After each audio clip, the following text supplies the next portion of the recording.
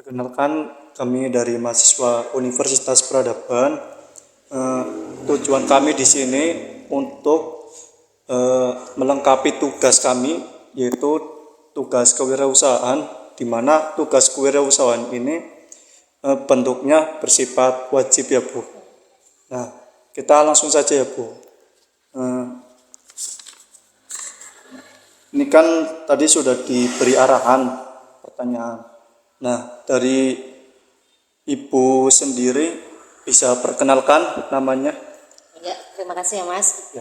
Perkenalkan, nama saya Dwi Anggani Ratna Pratiwi, biasa dipanggil kalau di rumah sih Angga gitu ya. Ya, dengan Bu Angga. Ibu Anggi ini usianya berapa saat ini? Usia saya 38 tahun. Usia. Langsung aja ya Bu. Ini kan Ibu mendirikan usaha frozen food ini kan mungkin sudah cukup lama. Nah, itu awal mendirikan usaha ini tuh dari tahun berapa dan itu udah berapa bulan lah atau berapa tahun? Ya, untuk awalnya sih saya kan kebetulan ada 3 toko Mas. Jadi yang toko saya yang pertama itu yang di Umah Adem Karangsawah, Iya. yang di Duku Satir ya, Iya. Underpass Karangsawah itu. Kalau di situ awal berdirinya usaha saya ya, karena dulu awalnya sih saya sama suami kan bekerja gitu ya, karyawan gitu ya di perusahaan swasta di Tegal. Terus kami memutuskan untuk membuka usaha frozen food. Awal toko kami di Karangsawah itu dari bulan Oktober tahun 2020. Jadi untuk sekarang sudah 3 tahun dengan 3 toko. Perkembangannya seperti itu. Berarti awal mulanya dengan Bapak ya, dengan Iya, suaminya. iya. Itu awal mulanya berarti kayak semacam apa ya, untuk penghasilan kebutuhan sehari-hari atau gimana Bu? Iya, dulu kalau mendirikan usaha kan kami memang merintis ya dari awal itu hanya saya dengan suami, jadi belum ada karyawan toko gitu ya. Kalau sekarang untuk karyawan toko saya itu sudah ada 5 orang jumlahnya gitu ya. Untuk yang di Karangsawah itu ada 1, di sini 1, di Bumi itu ada 3 orang. Ya, untuk melanjutkan pertanyaan selanjutnya itu Ibu kan jualan frozen food ini ada beberapa macam sih yang ada di usaha ini. Jenisnya itu ada berapa macam? Kalau untuk jenisnya sih banyak sekali Mas. Untuk frozen foodnya sendiri ya, sebenarnya kami kan fokusnya bukan hanya untuk jualan frozen food, tapi juga bahan-bahan plastik, terus juga untuk bahan-bahan kue gitu ya. Ada kebutuhan pokok juga kayak sembako, gula, terus terigu dan sebagainya, seperti itu juga ada. Kalau untuk frozen foodnya sendiri itu macamnya ada varian dari sosis, nugget, terus ada olahan ikan, ada bakso, dan masih banyak yang lainnya juga. Untuk selanjutnya itu dari semua bahan-bahan itu Ibu memproduksi sendiri atau mungkin bekerja sama dengan mitra lain? Oh, kalau untuk bahannya sih kita belinya sudah jadi ya. Jadi sudah ada pengambilan langsung itu dari pabriknya langsung itu. Untuk usaha yang sekarang sama yang awal merintis itu perubahan atau perbedaan itu gimana sih Bu?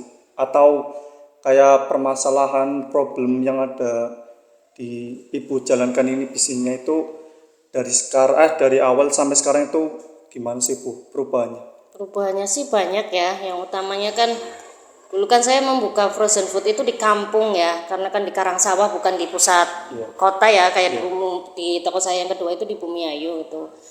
Mengenalkan produk frozen food itu kan image-nya itu kan makanan mahal gitu kan. Banyak yang berpikirnya itu mahal, terus nggak terjangkau dengan kalangan-kalangan ya, mohon maaf ya, mungkin ekonomi menengah ke bawah gitu kan. Sebenarnya itu bisa dikonsumsi untuk semuanya gitu, karena dari segi kemasan juga kita dari packing dari kemasan paling kecil 250 gram sampai dengan 1 kilo gitu. Dan kebetulan susahnya gitu ya, dukanya dulu saya merintis usaha ini kan mengenalkan ke pedagang gitu ya, yang memang dulu kan belum se-booming sekarang yang namanya sate lok-lok, terus juga ada seblak-seblak prasmanan, itu kan bahan bakunya ada di toko saya semua itu Mas. Ya dari itu saya banyak memberikan informasi gitu kan kepada pelanggan-pelanggan saya yang membeli itu, bahwa produk ini itu bisa dijual dengan harga yang satu picisnya itu Rp500 gitu kan, jadi terjangkau bukan hanya untuk kalangan anak-anak saja tapi juga untuk orang-orang dewasa gitu kan. Akhirnya dengan kebetulan saya punya satu pelanggan tetap gitu ya, bahkan dia yang lebih tepatnya mempopulerkan produk frozen food ini itu. Jadi dia jualan di depan Masjid Agung itu yang di Bumiayu.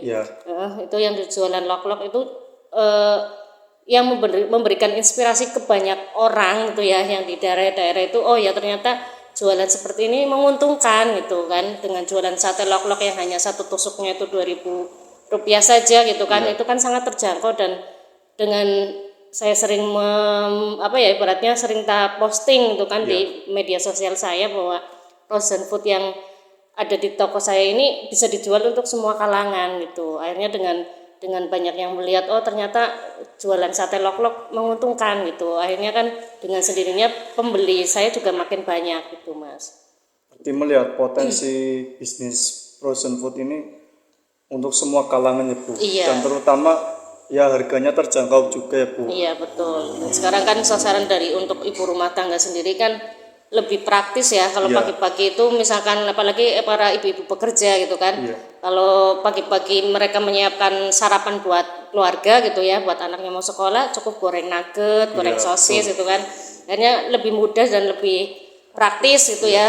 Dan dengan sendirinya produk-produk frozen food ini akhirnya sudah menjadi ibaratnya andalan buat di rumah, stok di rumah. Kayaknya para ibu rumah tangga ini lebih baik saya menyediakan sosis, nugget dan sebagainya, biar nanti kalau misalkan selesai kerja atau mungkin mau berangkat kerja gitu ya, makanan yang mereka sajikan sudah praktis dan cukup tinggal goreng atau mungkin diolah secukupnya gitu aja. Ini cara mempromosikan dari awal sampai sekarang itu caranya Ibu Angga sendiri seperti apa sih Bu? Kalau untuk cara saya sendiri sih, yang pertama pakai media sosial dulu ya. Dulu awalnya saya membuat Facebook, tuh Mas. Facebook saya bisa dilihat ya di sini itu saya menggunakan media yang paling utama itu Facebook ya, karena paling ampuh menurut saya ya, paling ampuh. Itu Facebooknya pribadi atau Facebook untuk bisnis? Facebook untuk bisnis.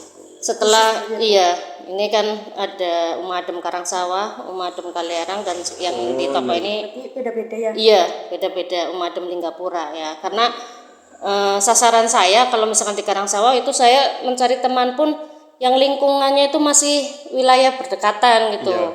Ya, daripada pertemanan saya rata-rata ini sudah 5.000 semua Mas. Kadang saya delete gitu kan, kayaknya yang nggak aktif, yang jarang gitu ya. Saya hapusin yang mau berteman, tapi yang kayaknya dekat terus juga biasa beli gitu kan. Karena kan mereka kan sering melihat status itu ya. Yang kedua itu untuk pakai media sosialnya WA. Kontak WA saya sudah sampai 2.000, dan saya sudah sering promosinya lewat status. Ini baru kemarin 416. Kadang saya sampai 1.000 lebih tayangan kalau di status di WA-nya gitu. Oke, baik. Ibu selanjutnya itu kan kayak Ibu sendiri kan mungkin setiap bulan itu ada penambahan variasi produk. Itu produk apa sih Bu yang setiap bulannya mungkin kayak penambahan produk itu produk apa biasanya Bu?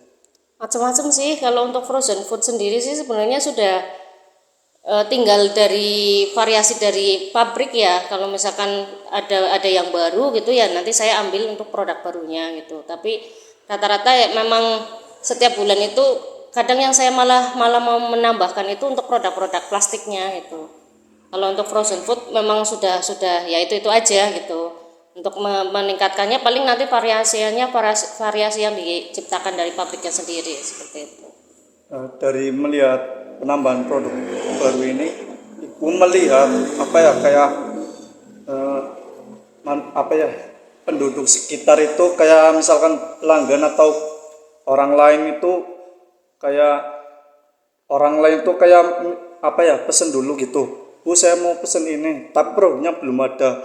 Apakah seperti itu atau mungkin semua produk yang ibu belum ada di produknya ibu itu ibu beli atau gimana sistemnya? Enggak. Kalau untuk produk baru sih biasanya nanti kita sudah dapat informasi dari pusat ya. Misalkan ada durian kupas nih mau datang gitu kan, varian baru gitu kan.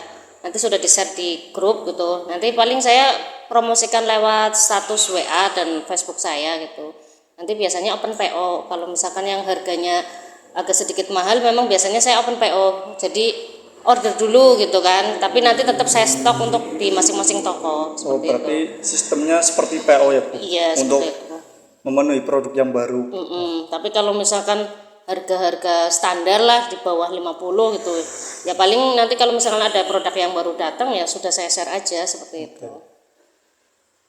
Ini rencananya Ibu Angga sendiri, eh, rencana impor atau pendistribusian yang lebih jauh itu ada tidak rencananya Ibu? Untuk frozen food kan terkendalanya memang dari pengiriman ya Mas. Jadi kita nggak bisa. Kenapa saya nggak aktif membuka toko seperti kayak Shopee gitu kan? Kalau dulu kan sebelum TikTok Shop ditutup itu ya, bisa saya gunakan untuk jualan di TikTok Shop gitu ya. Tapi karena keterbatasan produk gitu ya, dalam artian ini kalau dikirim dari sini ke Jakarta saja sudah lebih dari 1 hari, nanti rentan resikonya produk rusak karena memang harus dibekukan, penyimpanannya harus dingin itu. Jadi saya tidak membuka untuk pengiriman yang jauh-jauh gitu. Tapi jangka ke depan saya sih untuk selalu membuka toko setiap tahunnya di berbagai tempat seperti itu aja sih. Berarti untuk saat ini cara kayak mempromosikan atau mungkin mengimpor pendistribusian itu baru melalui media WA sama Facebook ya? Iya, sama toko kan sudah ada toko kan dengan sendirinya kan masyarakat sekitar sudah mulai paham gitu. Oh, di sana ada Uma Adem gitu kan. Nanti banyak yang berkunjung ke toko seperti itu. Ini kan masalah usaha ya, Bu. Kan yang namanya usaha kan pasti ada persaingannya, Bu. Nah, ini kan persaingan usaha Ibu sendiri di tempat yang frozen food ini itu kan banyak sekali lah, mungkin nggak cuma di sini doang, tapi sudah banyak yang di Bungayu atau dan lain-lain. Itu cara Ibu sendiri menghadapi persaingan tersebut itu seperti apa, Bu? Kalau saya sendiri sih tidak pernah menganggap saingan ya kalau dalam melakukan kegiatan usaha gitu. Karena semua orang kan bebas boleh dan ya silakan aja mau membuka dagangan atau membuka usaha dengan yang sama yang sudah saya lakukan gitu. Jadi kita kan tidak bisa melarang orang untuk jangan berusaha dengan yang sama dengan kita gitu. Jadi saya sih fokus aja ke toko saya sendiri, misalkan saya meningkatkan kualitas dari pelayanan, terus juga ada promo-promo yang menarik setiap bulannya yang saya share gitu ya, yang saya lakukan gitu, terus juga untuk perlengkapan produk juga kan ketersediaan produk jangan sampai produk itu 1 sampai 2 lebih dari 2 hari lah ya, intinya lebih dari 2 hari itu kosong gitu kan, misalkan ada barang A ini ternyata kehabisan gitu kan dan pengiriman pabriknya telat itu. Ya saya usahakan sebisa mungkin jangan sampai produk itu kosong terlalu lama gitu. Jadi saya hanya fokus aja ke usaha saya sendiri. Kalaupun untuk saingan misalkan di sana ada pembukaan toko baru gitu ya dengan frozen food yang lebih gede atau dan sebagainya, ya nggak apa-apa, nggak ada masalah. Kalau buat saya sendiri sih biarkan saja. Yang penting saya fokus untuk toko saya sendiri, usaha saya sendiri. Bagaimana caranya biar pelanggan saya tidak beralih ke Yang lain. toko sebelah gitu ya misalkan atau mungkin ke tempat yang baru gitu ya dari segi kualitas pelayanan saya dan juga ketersediaan barang itu dan tentunya dengan harga yang lebih kompetitif ya karena bisa dicek kalau untuk Uma Adem sendiri di kawasan lingkungan Bumiayu harga kami yang paling murah ya. Berarti untuk persaingan sendiri dari Ibu Angga ini tidak begitu dipermasalahkan ya, Bu? Tidak begitu dipermasalahkan. Nah, untuk selanjutnya, kalau boleh tahu omset per bulannya berapa Ibu? Kalau untuk omset tidak bisa saya share ya, karena itu kan ibaratnya dapur saya gitu ya. Iya. Mungkin kayak persenan gitu, Bu. Bisa tidak? per bulannya gitu. Ya intinya sih ratusan juta lah buat satu toko Satu gitu. toko. Berarti lumayan ya, Bu. Alhamdulillah.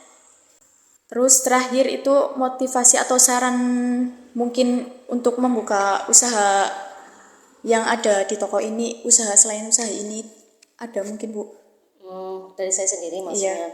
Kalau untuk motivasi sih setiap ini saya selalu bermotivasi ya, karena dari awal saya dulu keluar menjadi seorang pedagang gitu kan, dan sama suami itu kan saya ingin bermanfaat untuk banyak orang gitu ya. Jadi saya bisa buka usaha itu bukan hanya untuk saya pribadi itu kan, tapi ada orang-orang karyawan lah ya istilahnya yang ikut dengan saya itu merasakan seneng gitu kan, terbantu perekonomiannya seperti itu. Jadi untuk motivasinya ya saya pengennya sih setiap tahun saya membuka toko dimanapun tempatnya gitu ya, biar saya bisa merekrut orang lagi untuk bekerja dengan saya gitu kan. Setidaknya kan saya bisa membantu mereka dengan memiliki penghasilan mengikuti saya, seperti itu aja sih.